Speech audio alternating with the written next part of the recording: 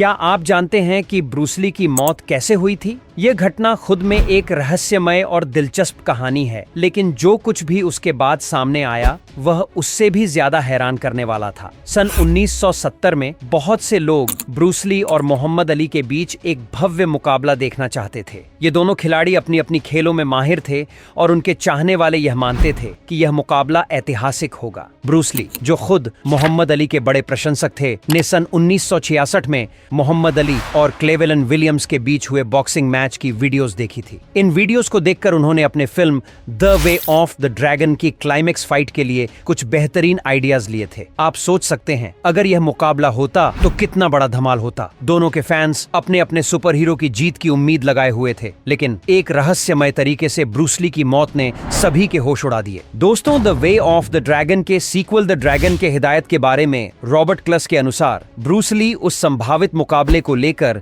बहुत गंभीर थे। उन्होंने इस बारे में खुलकर कहा था, सब लोग कहते थे कि मुझे मोहम्मद अली से लड़ना चाहिए। मैं उसकी हर एक हरकत का गहन अध्ययन कर रहा था और उसकी सोचने और हरकत करने के तरीके को समझने की पूरी कोशिश कर रहा था। लेकिन दोस्तों, ब्रूस ली एक बहुत ही व्यावहारिक इंसान थे और वे हकीकत से दूर नहीं रह सकते थे। ब्रूस ली ने यह भी माना कि अगर उनका सामना मोहम्मद अली से होता तो नतीजा क्या होता। उन्होंने खुद ही इस बात को स्वीकार किया था, देखो मेरे हाथ, यह एक छोटा सा चीनी हाथ है, मोहम्मद अली मुझे जरूर हरा देगा। यहाँ तक कि ब्रूस ली, जो खुद एक महान योद्धा थे, अपने मुकाबले के बारे में रियलिस्टिक थे। वे जानते थे कि मोहम्मद अली की ताकत और बॉक्सिंग के कौशल के सामने उनका खुद का मार्शल आर्ट्स का ज्ञान थोड़ा कम पड़ सकता है। यही वजह थी कि ब्रूस ली ने इस मुकाबले की संभावना को बड़े धैर्य और समझदारी से देखा था। आप सोचिए, अगर ये मुकाबला होता तो कितना बड़ा इतिहास बनता। दोनों के फैंस और पूरी दुनिया इस मुकाबले का बेसब्री से इंतजार करती। ब्रूस ली का ऐसा आत्मनिरीक्षण ये साबित करता है कि वे सिर्फ एक बेहतरीन फाइटर नहीं, बल्कि एक समझदार और सोचने समझने वाले इंसान भी थे। ब्रूस ली ने 17 अगस्त 1964 को लिंडा ली से शादी की, लेकिन इसके बावजूद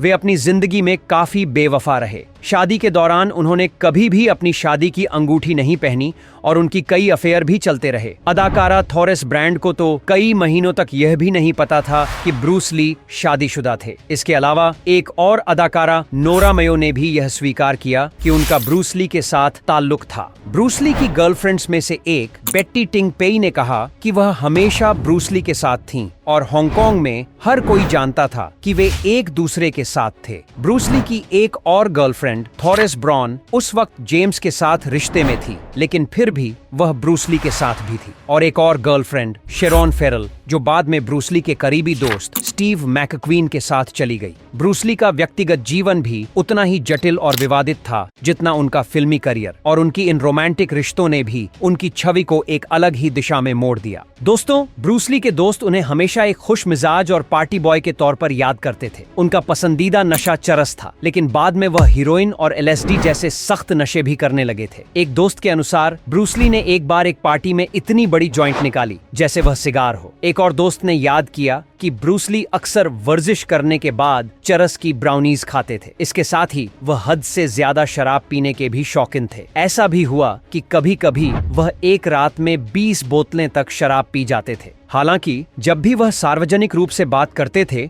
तो हमेशा यही कहते थे कि मार्शल आर्ट्स किसी भी नशे से कहीं ज्यादा बेहतर और प्रभावी है। यह उनके व्यक्तित्व का एक दिलचस्प पहलू था। बाहरी तौर पर वह अपने अनुशासन और फिटनेस के प्रति बहुत गंभीर दिखते थे, लेकिन अंदर से वह एक पार्टी लवर और नशे के शिकार भी थे। ब्रूस ली के जीवन में ऐसे कई अनकहे पहलू थे जो उनकी छवि को और भी जटिल और रहस्यमय बना देते थे। साल 2000 में ब्रूस ली के कुछ खत सार्वजनिक हुए जिनमें उन्होंने अदाकार रॉबर्ट बेकर को लिखा था। इन खतों में यह साफ तौर पर जाहिर होता है कि बेकर ब्रूस ली को मंशियत मतलब नशे की सामग्री भेजते थे, लेकिन इन खतों से यह भी पता चलता है कि ब्रूस ली धीरे धीरे मंशियत छोड़ने की योजना बना रहे थे। एक खत में उन्होंने लिखा, मैंने लिंडा से कहा कि वह तुम्हें कहे कि मजीद सामान ना भेजो, क्योंकि मुझे वाकई इसकी जरूरत नहीं है। मैंने इसका तजुर्बा किया और बहुत कुछ सीखा, लेकिन अब मैं समझ चुका हूँ कि हद से ज्यादा इस्तेमाल मेरा रास्ता नहीं हो सकता। यह ब्रूस ली का एक और पहलू था जहां वह अपनी जिंदगी में बदलाव की कोशिश कर रहे थे।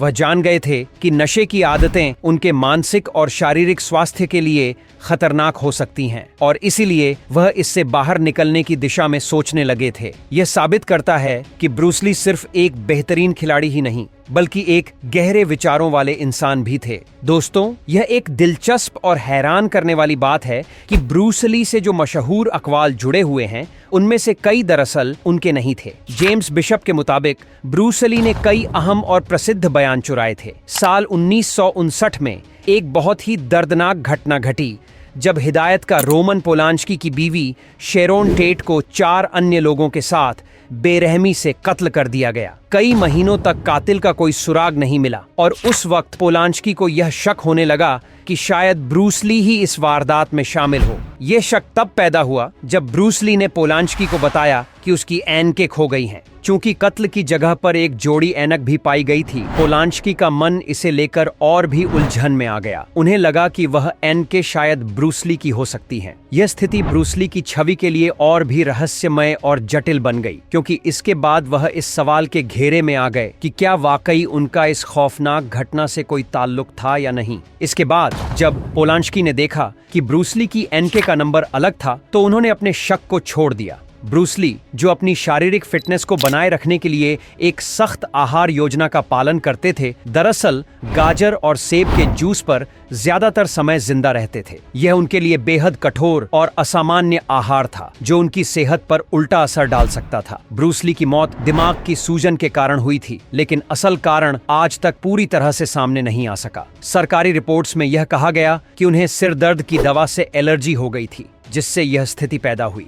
वहीं एक और थ्योरी यह है कि ब्रूस ली की आदत, जिसमें वह अत्यधिक पानी पीते थे, ने उनके गुर्दों को नुकसान पहुंचाया। इस आदत के कारण उनका शरीर पानी को सही तरीके से बाहर नहीं निकाल पा रहा था, जिससे उनके दिमाग में सूजन हो गई और अंत में यह उनकी जान ले गई। ब्रूस ली अपनी मौत से पहले एक भारी दबाव का सामना कर रहे थे। उनकी बीवी लिंडा के मुताबिक वह खुद को बहुत ज्यादा काम करने के लिए मजबूर कर रहे थे। यह दबाव इतना बढ़ चुका था कि उनका वजन सिर्फ 2 साल में ही 140 पाउंड से घटकर 120 पाउंड रह गया था। उनके दोस्तों ने भी यह महसूस किया कि वह हमेशा थके थके रहते थे, जैसे उनका शरीर पूरी तरह से टूट चुका हो। ब्रूस ली की मौत से 2 महीने पहले एक घटना घटी जब वह गर्मी के कारण बेहोश हो गए थे। वह एक साउंड बूथ में डबिंग कर रहे थे और वहां एयर कंडीशनर बंद था। गर्मी की जबरदस्त शिद्दत ने उन्हें पूरी तरह से बेहोश कर दिया और वह करीब 2 घंटे तक बेहोश रहे। ये घटना उनके बढ़ते शारीरिक तनाव और मानसिक थकावट को दर्शाती है, जो शायद उनकी मौत की वजहों में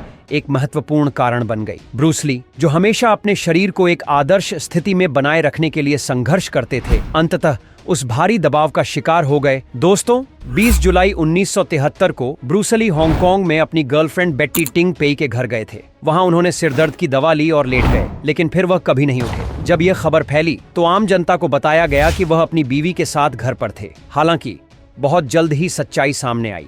बेट्टी टिंग पेई ने बाद में यह स्वीकार किया कि वह ब्रूस ली के साथ रिश्ते में थीं और उनकी जिंदगी इस हादसे के बाद पूरी तरह से बर्बाद हो गई। ब्रूस ली की जिंदगी और उनकी मौत हमेशा एक रहस्य बनी रही।